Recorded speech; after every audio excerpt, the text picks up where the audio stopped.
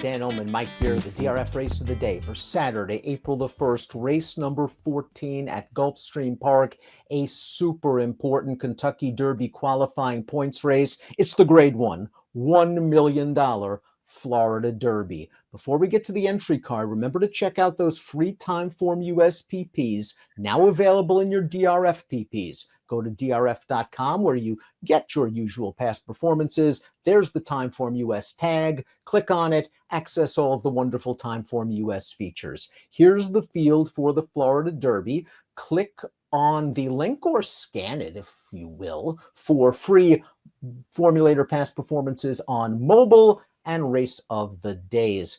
Mike, it's the April Fool's race of the day, but the morning line favorite in this race is no fool, and that is Forte, the 2-year-old champion of 2022 who showed no rust in dusting off his competition in the Fountain of Youth.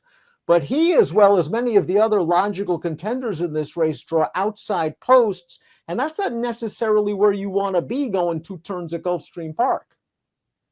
Yeah, maybe it's enough, Dan, to get him beat in this race. I think more than anything else, as you've already sort of referenced, he looked really good winning off the layoff in the Fountain of Youth. And you sort of expect these prep races on the way to the Derby to sort of get tougher with every step you take. I'm not sure how much tougher this race actually is.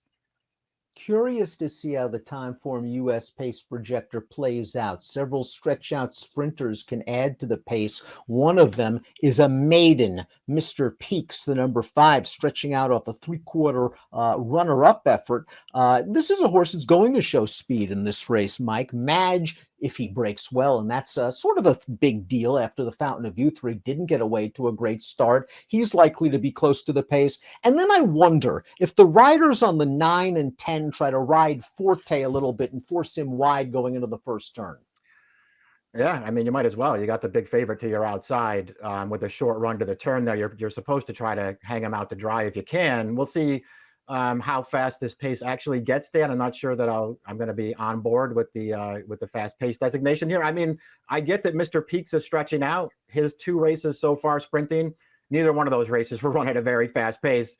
I feel like Madge is going to get really aggressive here from the gate. As you pointed out, he has to break, but if he does, I think he goes to the lead. We'll start things off with the number 1, Young Frau, who has tactical speed. Now, he's yet to finish first from 4 lifetime starts. His only victory came via disqualification at Gulfstream, going 1 1/16. Bill Mott tried him in the Withers last time out. He was bet down to 4-1, and that trip didn't work out. True. He had a little trouble early in that race. He was also abysmal in there. I mean, I guess just the fact that Mott's going to come right back here and run him in a major grade 1 race, I guess that's probably enough to feel like everything's okay. And he did have a really big excuse last time. I mean, listen, man, there was a lot of early traffic for him in that race, but he never picked his feet up. And he's got a lot to prove now. Does draw a nice inside post position. If Paco Lopez can push him out of there, he could sit a good spot, saving ground in mid-pack. And one of the also-rans from the Withers, the 7th place and last place finisher, came back to win the City of Brotherly Love at Parks with an 86 buyer. West Coast Cowboy is the number 2, and this horse earned a graded stakes placing in only his 3rd lifetime start. This is the Holy Bull back on February the 4th. He's beaten by Rocket Can, who we'll see Saturday in the Arkansas Derby. West Coast Cowboy saved ground most of the way in this race, and not bad for his first try around 2 turns. Yeah, really, really good trip in this race, and he's just not good enough at the end of this race, Dan. He's going to wind up being 3rd best in here. Another, slight step in the right direction for him, I guess. He has a lot of work ahead of him, though, as they just step him right up again into a much tougher spot. He was almost 60-1 in the Holy Bull. Rocket Can came back and ran second to Forte in the Fountain of Youth with a 91 buyer. Shaq Diesel is up next. Connections are going to take the blinkers off Shaq Diesel after he did not run very well in the Risen Star last time out. He was up close to a pretty solid pace in that race, but he tired badly, and you have to wonder if he's a true graded stakes type. Exactly. Listen, he was, relatively close to a solid pace in that race, but it's not like that race was a total meltdown. He just didn't run very well. He was almost 200-1 in that race. He's a big price once again. Two Phils, of course, bounced out of his third place effort in the Risen Star to win the Jeff Ruby over Polytrack with a whopping 101 Beyer speed figure. Madge, in many ways, is the key to this race because if he does break, as Mike mentioned, he might be able to get to the front. And if the favorite has some difficulty from the outside post, he's got the upside in only his third lifetime start to perhaps take this field all the way. He looked very good in his career debut, sprinting at 7/8 of a mile. And then in the Fountain of Youth, after not breaking well, he was just sort of hung out wide all the way around. Yeah, I thought plenty of excuses to be had for his Fountain of Youth. Not only was he right off of his maiden win, stretching out around 2 turns against Forte, but he didn't break. As soon as he got out of the gate slowly, Rocket Can just sort of crossed over on him. He lost position there. He wound up really wide around the first turn. And then after that, I thought he actually ran on okay. Got a little tired at the end of the race. I don't think that was necessarily unexpected, considering all that he was up against in that race. Dan, this horse looks like he has a pretty good amount of talent. If he breaks here, I think Saez puts him on the lead, and I think that alone makes him dangerous in here.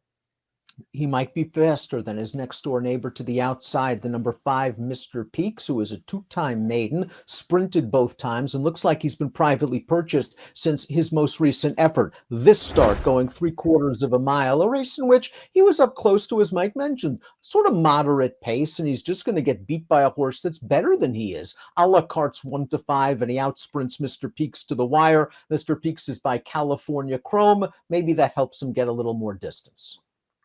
Yeah, we'll see if he gets better as the distances get longer. Personally, Dan, I don't really feel like you're going to look at either of his first 2 starts and feel like, he was unlucky. He deserves a chance to run in a race like this. The first one, I mean, he made the lead with no trouble in that race because the horse that wound up second, who was the favorite, just didn't want the lead. He just let this horse have it, sat off him, and Mr. Peaks was no match in the stretch. And I sort of felt similarly last time. The pace wasn't fast. The favorite let him have it, and he was no match through the stretch again. Number 6 is Nautical Star. This is another horse that appears to have been purchased privately since his last race and sent to Saffie Joseph. Now, he's at least won a race. This is a maiden special at Oaklawn Park in mid-February, and Nautical Star is going to show some moxie in here. He's going to fight all the way to the wire. His game to win by a nose. He's obviously moving the right way, but now not only does he have to step up from a maiden special to a grade 1 and face a champion in Forte, but he's got to stretch out 3 furlongs as well. Yeah, and it's a big question. You can see the way he's finishing in this race, Dan. It's not very strong going 6. I thought he ran well in there. He just sort of sat on the outside. He was pretty confidently ridden before he took over, but he was not finishing strongly in there, and he just held on. I really like both of his starts. I think he has a little bit of talent, but man, he's going to have to be a lot better going longer. And then you look up his pedigree, and there really isn't anything to suggest he's going to get better with more distance. And number 7, Il Miracolo, he's back at it again. He was 6th in the Remsen. He was 7th in the Mucho Macho Man. He was 5th in the Holy Bull. He was 6th in the Fountain of Youth. The connections are hoping that maybe the addition of blinkers will wake up Il Miracolo. He's the kind of horse that can get a little bit antsy and angry behind the gate, maybe cause a bit of a delay. They're hoping, I guess, for a pace meltdown. I guess. I mean, I guess they just really want to run in the Derby, so they're going to try to get some points here. I don't see why they keep pressing on with him, Dan. Based on what he's done so far, he has really no chance in here. The number 8, Mr. Ripple, made his career debut last fall for Saffie Joseph and went gate to wire in a 1-turn mile event. Now, he was beaten by Cyclone Mischief when that horse ran his then career best race in a first level allowance. And it was Mr. Ripple's first race off of a little bit of a layoff. So expectations were high when he stretched out to this 1.125 performance in his second start of the year. And I didn't really think much of this field, Mike. Mr. Ripple was sort of part of a moderate pace. He finishes evenly. He obviously has to do a little bit better, but I do think there's some talent here. I agree with you, Dan. I mean, he didn't do anything in those last 2 starts that make me want to bet him in the Florida Derby, but this horse is okay, and you don't have as opposed to some of the other horses there, you don't have really distance questions about him. He didn't have an excuse last time. I'm with you. I thought he got a really good trip in that race. I actually liked the winner of that race a little bit. That's one of Pletcher's horses who's got some improving to do, but that horse is okay. I don't know. I just didn't really see this horse's excuse. I mean, I feel like if he was going to be competitive here, he needed to win that race. Cyclone Mischief really put things together when he beat Mr. Ripple to the tune of a 90 Beyer speed figure in his seasonal debut going one turn. He bombed badly in the Holy Bull, and he had a lot of questions to answer in the Fountain of Youth last time out. And all in all, he did enough to earn his spot in the Florida Derby because he showed speed. If you thought the rail wasn't great that day, he was able to hang on for third. No match for Forte in that spot, but he draws slightly better for the rematch.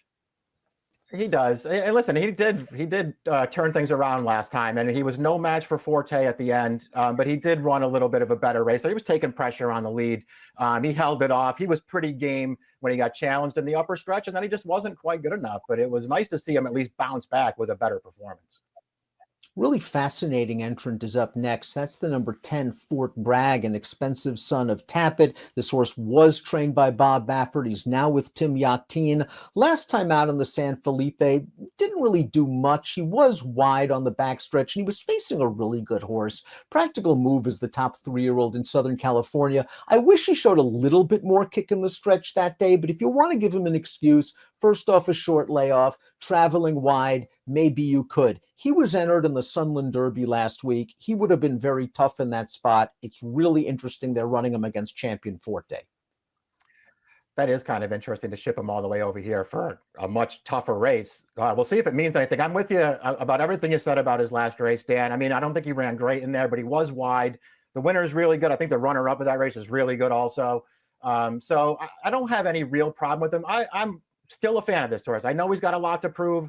I think this horse has a chance to turn out to be really good, though. You watch either one of those maiden wins towards the end of last year. Man, he showed real talent in those races. He had no idea what he was doing in those races, but it feels like if he could ever put it all together and get the right kind of trip, this horse could be all right.